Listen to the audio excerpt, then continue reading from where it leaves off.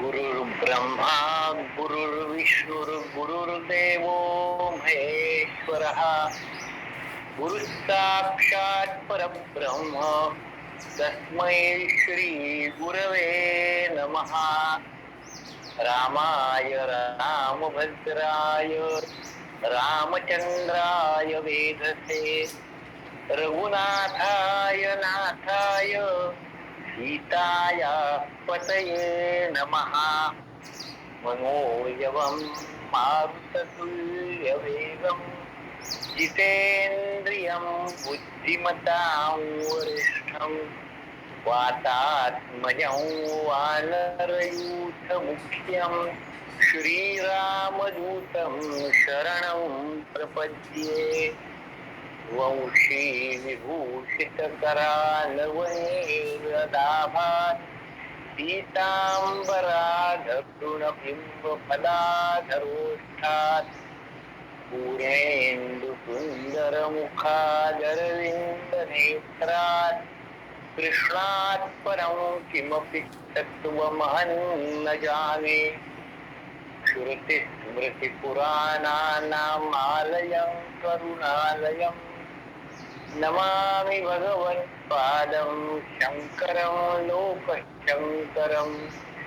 शङ्करं शङ्कराचार्यं केशवं बादरायणं सूत्रवाश्च कृतौ वन्दे भगवन्तौ पुनः पुनः। योऽन्तः प्रविश्य मम वाचमिमां प्रसुप्तां संजीवयत्यखिलशक्तिधरस्वधाम्ना। अन्यांश्च हस्तचरणश्रवणत्वगादीन् प्राणान्नमो भगवते पुरुषाय तुभ्यम्। शुकासारिके पूर्णवैराग्यजाते वसिष्ठापरी ज्ञानयोगेश्वराते कवी वाल्मिका तारिका मान्य ऐसा। नमस्कार माझा सद्गुरु रामदासा। जयांचा जनी जन्मनामार्थ झाला जयांनी सदा वासनामार्थ केला। जयांच्या मुखी सर्वदा नाम कीर्ती नमस्कार त्या ब्रह्मचैतन्य मूर्ती। सद्गुरुनाथ महाराज की जय। सब संतन की जय। जय जय रघुवीर समर्थ। भगवान प्रभू श्री रामचंद्र, मारुती राय, भगवान श्री गोपाल कृष्ण यांच्या चरणी साष्टांग प्रणिपात। भगवान शंकराचार्य समर्थ सद्गुरु ब्रह्मचैतन्य महाराज यांच्या चरणी श्रद्धापूर्वक साष्टांग नमस्कार। आपणा सर्व श्रोत्यांना सप्रेम अभिवादन आणि आजच्या चिंतनाला आरंभ।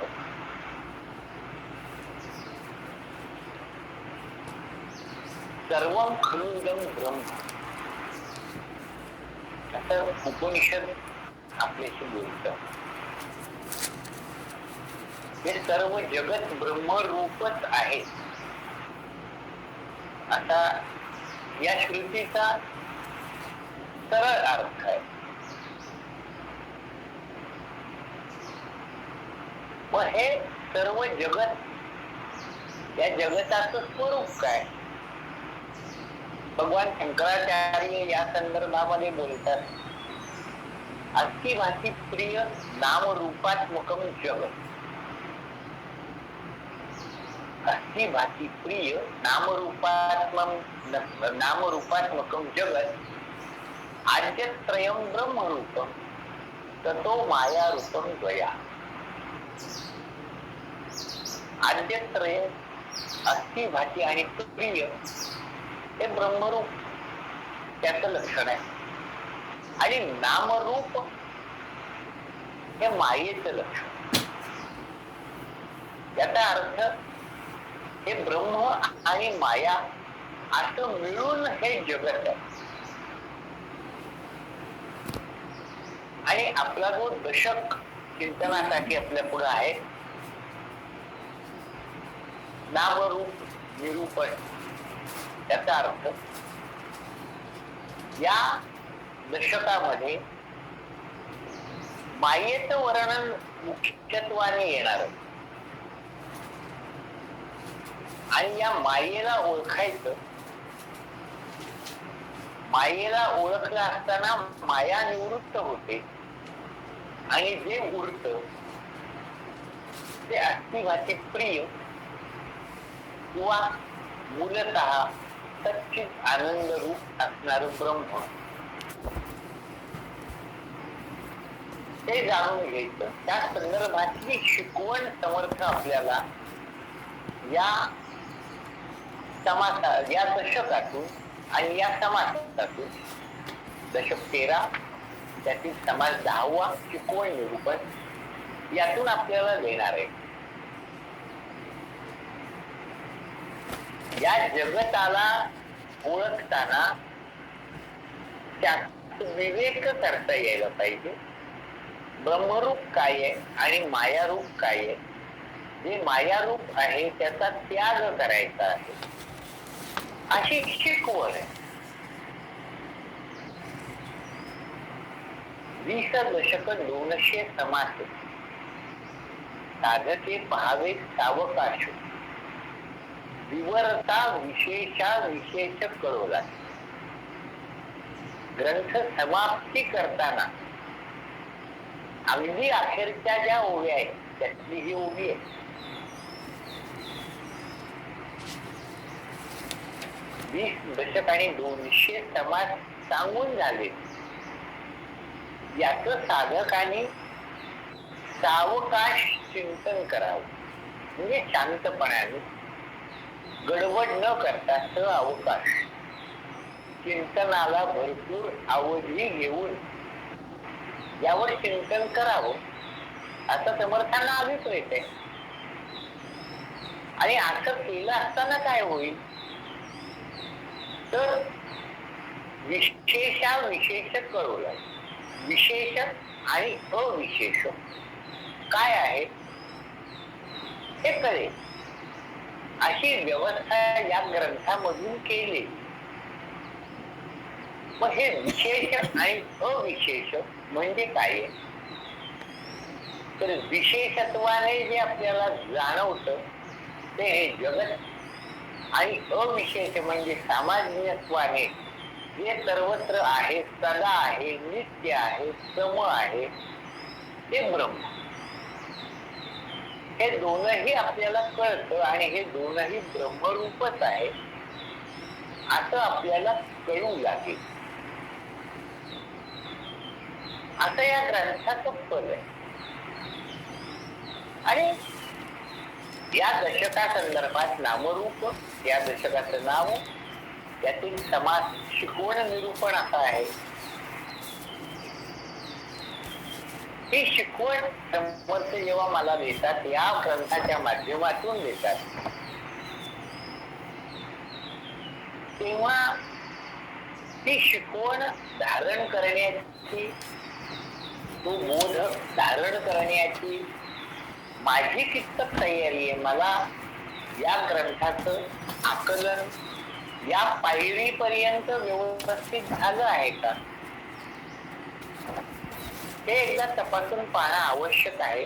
आणि त्या दृष्टीनं थोडं आरंभाकडे जिथनं ग्रंथ सुरू होतो तिथपासून विचार करायला सुरुवात केली की ग्रंथानाम दासबोध,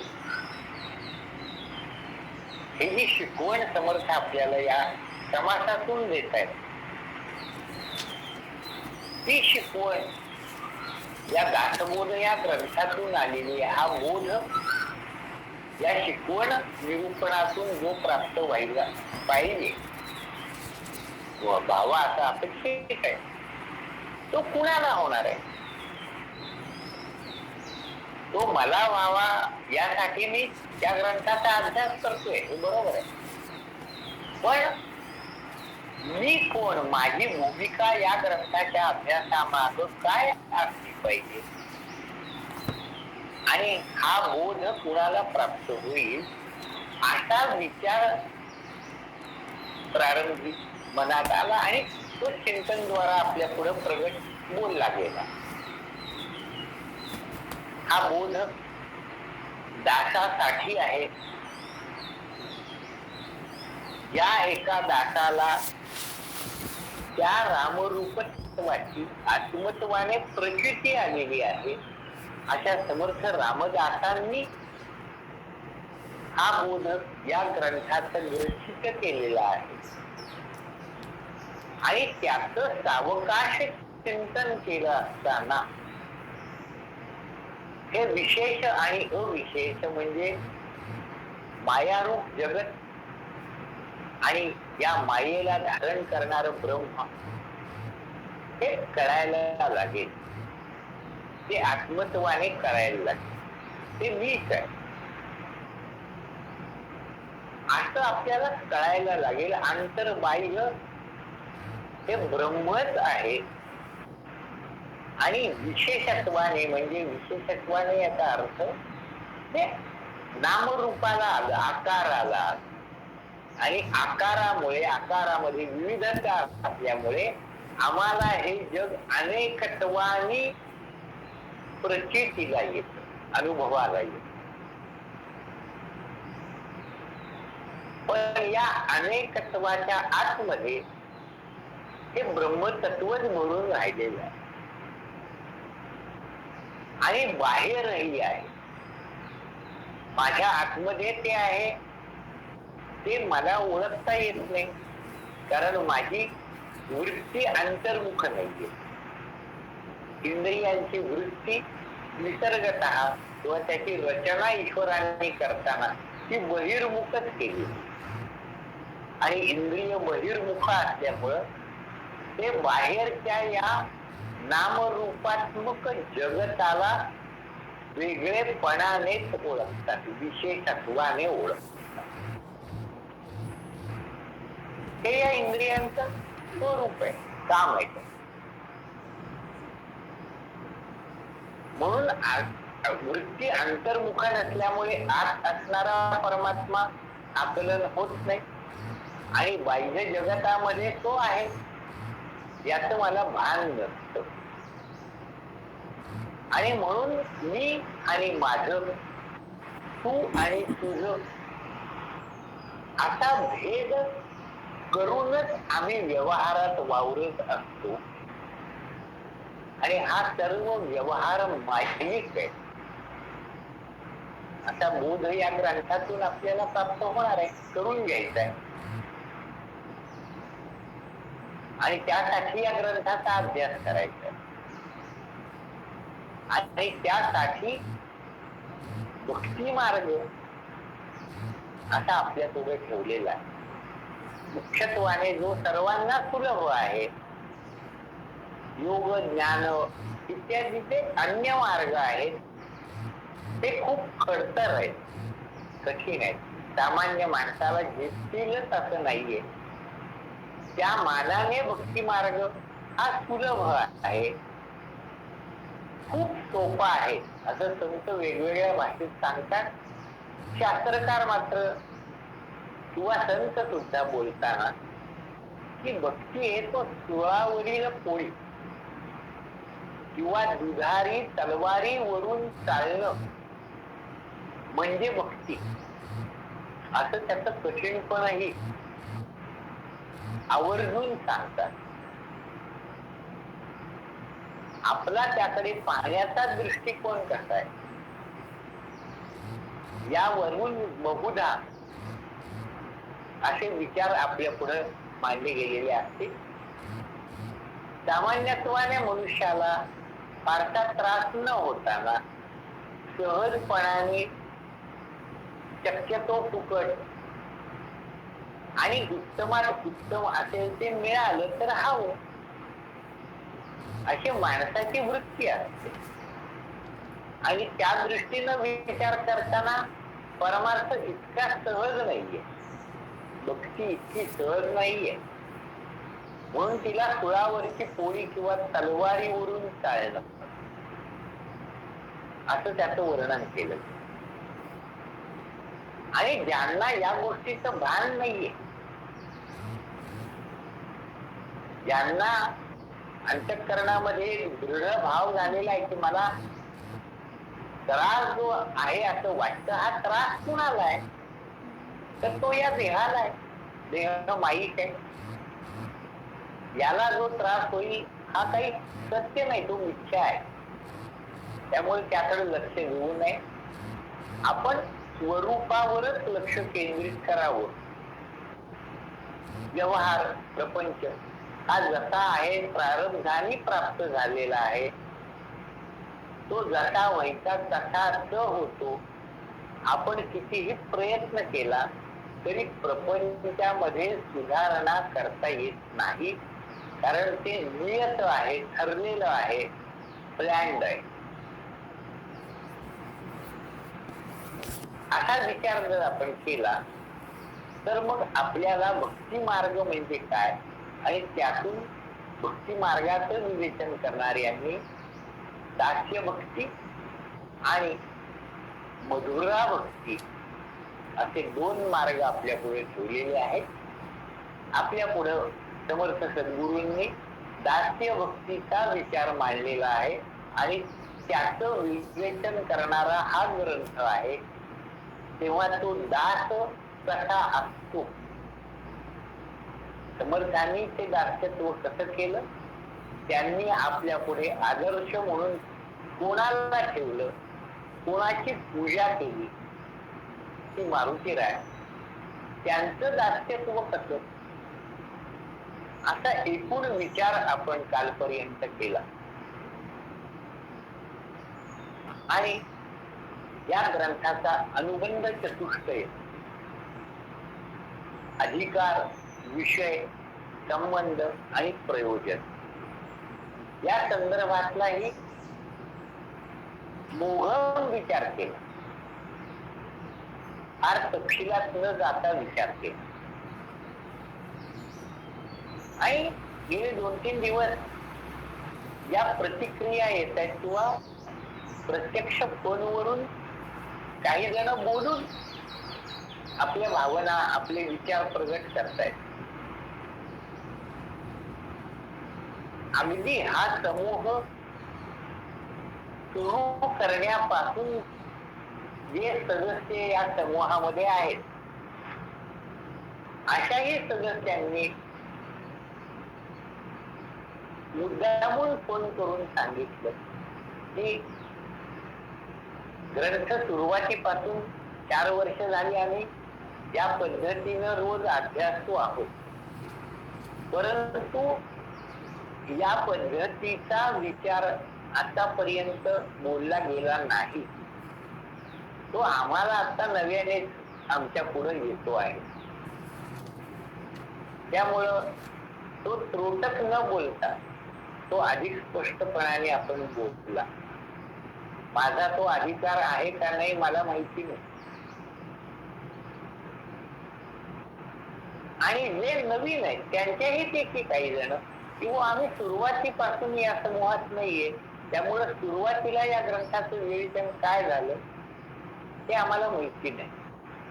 आणि म्हणूनही या ग्रंथाचा आढावा आरंभापासून घ्यावा आणि तो व्यवस्थित आकलन होईल अशा पद्धतीने घ्यावा, अशा काही सूचना प्राप्त झाल्या. मला कल्पना आहे की मला दशक 13 नामरूप निरूपण, यातील समाज 10वा शिकवण निरूपण याच्यावरच बोलायचं आहे. इतकीच मर्यादा मला दिलेली आहे. पण ज्या आयोजकांनी मला ही मर्यादा दिली त्यांनीही मला आवर्जून सांगितलं की तुम्हाला कितीही वेळ लागला तरी चालेल, पण तुम्ही जो विषय मांडताय तसा मांडा. त्यामुळं मी थोडा संभ्रमात पडलो, काय करावं. आपण श्रोते जगदीश मूर्ती अशी भावना जर ठेवून समर्थ सद्गुरू आपल्याकडे पाहतात, श्रोत्यांकडे पाहतात, तर माझ्यासारख्या एका सामान्य अतिसामान्य साधकाने श्रोत्यांच्या या विनंतीचा अव्यर्थ करावा का करू नये, काय करावं, असा थोडा संभ्रम माझ्या मनामध्ये निर्माण झाला. असं केलं असताना मूळ जो विषय मला निरूपणाकरता दिलेला आहे तो थोडा लांबणीवर पडतो आणि अवांतरच मी बोललो जातोय काय, अशी भावना तरी माझ्या मनामध्ये एक विचित्र भावनांचा एक कल्लोळ तयार झाला. काय करावं, विषय मांडायला तर सुरुवात केली. अनुबंध चतुष्टय त्याचा थोडक्यात उल्लेख केला आणि ग्रंथाची लक्षणं, षड्लिंग ज्याला म्हणतात, तो विचारही आपण काल बोलायला सुरुवात केली. पण तरीही अनुबंध चतुष्टय दासबोधाचा या ग्रंथाचा जो भाव आहे, जो बोध या ग्रंथातून प्राप्त होणार आहे, तो ज्याला प्राप्त होणार आहे त्याचा अधिकार काय, हा विचार जरा तपशिलाने करावा. आता थोडं मी बोलताना अजूनही मला निष्कायला होते की काय करू. आपण अगदी आता बोलताना आपण आपले माईक ओपन करून आपली भावना जरी सांगितली तरी हरकत नाही. म्हणजे मला जरा बोलायला वर येईल किंवा मी इथं थांबून मूळ समासाला हात घालावा का काय करावं असं मला एक निश्चित ठरवता येईल. आपल्यापैकी जय श्रीराम दादा. हा बोला. जय श्रीराम दादा. आम्हाला अगदी बारकाईनं सगळे पहिल्यापासून समाज तुमच्याकडून ऐकायचे आहेत दादा. कसं ते आम्हाला बोर होत नाही आमच्या अन्नाला, तर तुमच्या मदतीनं आम्हाला होऊ शकतो. तर कृपया तुम्ही ते पूर्ण विवेचन पहिल्यापासूनच घ्यावं अशी विनंती करते दादा. ठीक आहे. एक कोण आप्पा. जय श्रीराम काका. हा बोला. विस्ताराने घ्या काका, जे तुमचं चाललंय ठरवलंय त्याप्रमाणे असू. ठीक आहे. जय श्रीराम. मला एकाने सांगायचं की आम्ही लोक सूचना नाही करू शकत आपल्यासारख्यांना. आम्ही फक्त विनंतीच करतोय की आम्हाला सुरुवातीपासून सगळे छान सांगावं. विनंती. जय श्रीराम दादा. जय श्रीराम. दादा मी पण सुरुवातीपासून या ग्रुपला नव्हते, आता जवळजवळ फक्त वर्षच झालंय. तर मलाही पहिल्यापासून ऐकायला खूप आवडेल आणि ग्रंथ समजायला मदत होईल तुमच्याकडून. ही माझी विनंतीच आहे. ठीक आहे. ते जे रघुवीर समर्थ, तेव्हा आपण त्या दृष्टीनं विचाराला सुरुवात करू.